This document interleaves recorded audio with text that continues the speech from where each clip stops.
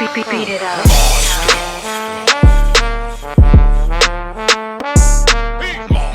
That's the same thing that happened with the Locks, man. That's the same thing that happened with the Locks. Everybody thought Dipset, because Dipset had the more popular songs, man. That was on the radio a lot. I felt like Dipset had those, but not enough of those. I felt like the Locks had like the Lock. You know, they got a DMX catalog. They got a Biggie catalog. They got a Jay-Z catalog. You know what I'm saying? Dipset, they was kind of, you know, they signed to Rockefeller when they blew up. You know, Cam did some shit before that, but you know, when they blew up, they came in through Rockefeller, and after they was on their own, they was just kind of on their own. Like, you know, they didn't really do much with a lot of other, you know what I mean? Dipset was their own shit. You know what I'm saying?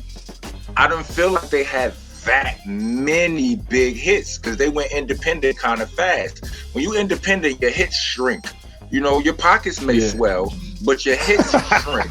You know what I'm saying? So that was the thing. So I felt like from jump, I felt like Locks was going to take that because they had too much firepower and they were the more and technically speaking, they're the better rappers overall.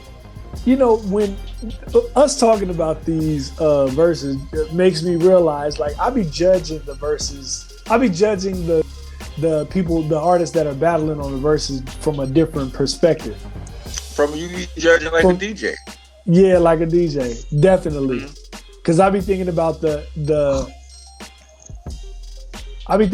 songs, the impact that I believe that those songs had on, you know, me as like what I would play in a club type of thing. But those don't work, I guess, in these situations. Yeah, like, I mean, it all depends. Like, cause you could say like with the battle with Little John and T-Pain. Yeah. A lot of people would have thought, you know, T-Pain is such a dope writer. He got all of these hit records. He had this long ass run. A lot of people thought he was going to win that. Little John ain't no dope writer. Like, he don't write rhymes. Club guy. He just write choruses and anthems for the most part, right? Yep. I mean, and I believe he's a producer too, right? He produced a lot of that. He produced all those records. But it's the sound. You know, T-Pain got these big hits, but they sound is melodious and lighthearted. And it's like, you know, it's like you got a fucking a Sasquatch coming stomping on flowers with the beats and the vibe. You know what I mean? Like, that's what it feels like. You know what I'm saying? So I pay attention to all of those things, like with the KRS and Kane shit. Like, the fact that the crowd couldn't really participate in Kane's wizardry, I feel like that takes away from them. They want their part. They want to be involved. They want you got to get a crowd they shine too. You understand what I'm saying? He ain't giving. And it's all up the strategy, man. Kane came with the wrong strategy. He came trying to be the best rapper. Yeah. That's clearly what he was trying to do. For sure. I steal the will, the bill, the kill, the bill, the bill, the jail, the chill, the bill.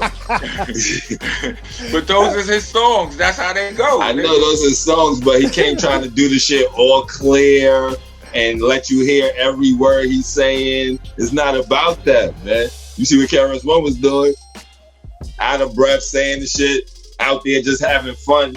It's about showmanship, man. It's about the way you do the shit, man. It's about how you do it, what song you put with what.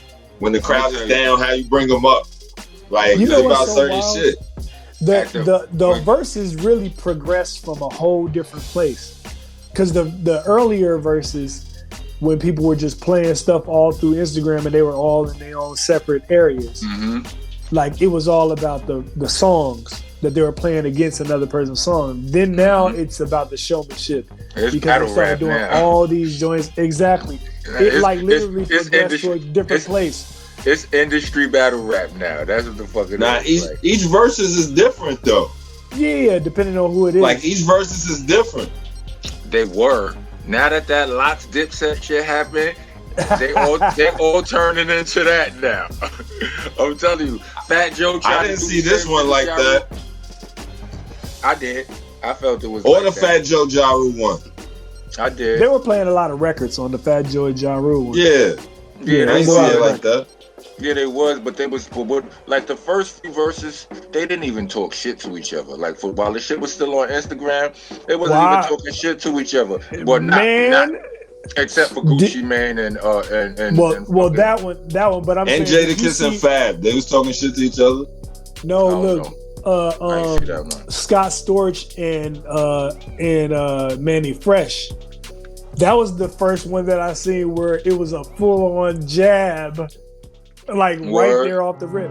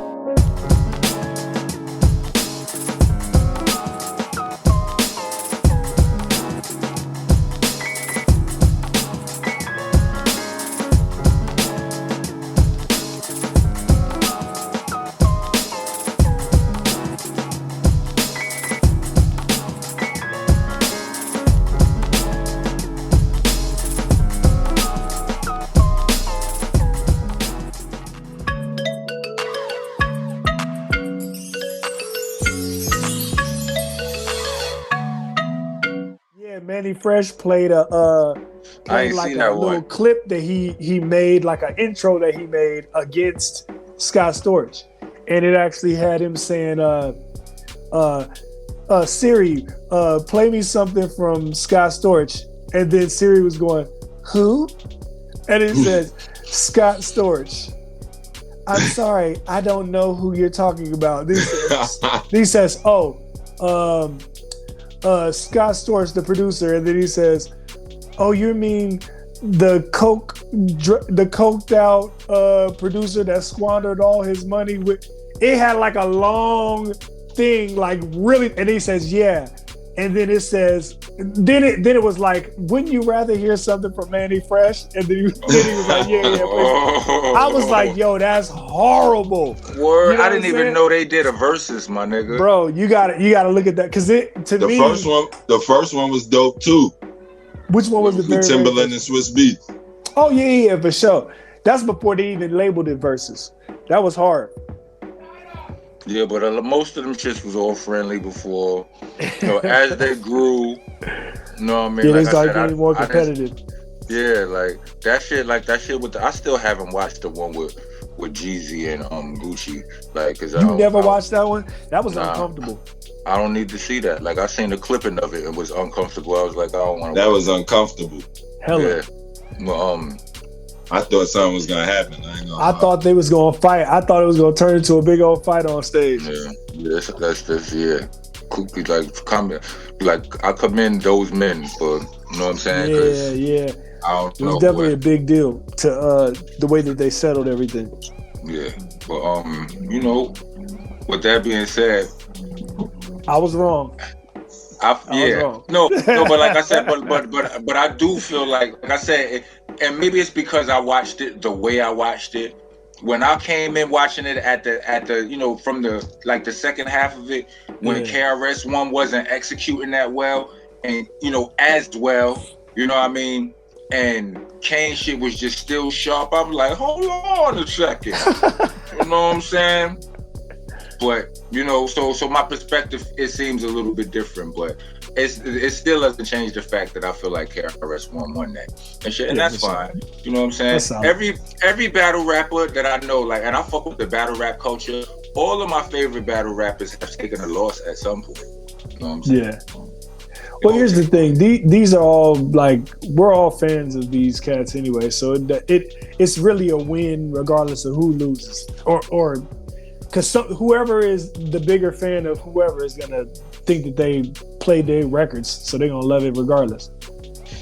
Yeah, that's true. I mean, but like, you know, like me and Strang both said, we was bigger fans of Kane, but we both knew what it was hitting for.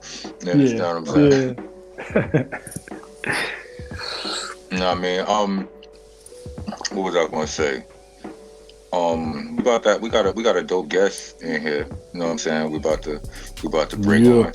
This shit is super dope. Y'all niggas don't know nothing about this shit right here, nigga. A legend. Muscle shit. Dope shit. Y'all niggas call us the legend, but this is the legend. Yeah. Pretty pivotal person coming. Yeah. We be back. Rock on. Thank you for listening to Monsta Mondayz Podcast. Please join us every Monday from 8 to 10 p.m. West Coast time and 11 to 1 a.m. East Coast time. Every single Monday, Monsta Monday on the Dash app. Also, check out these awesome shows from the rest of our podcasting family. Funny Farm, East New York Radio, All Elements Mix Show, The Star Power Collective, La Cosa Nostra Radio, 5150 Mix Show, Block News Live, Vinyl Coffee Mix Show, and Hidden Gems. Check them all out under the Delicious Vinyl radio station.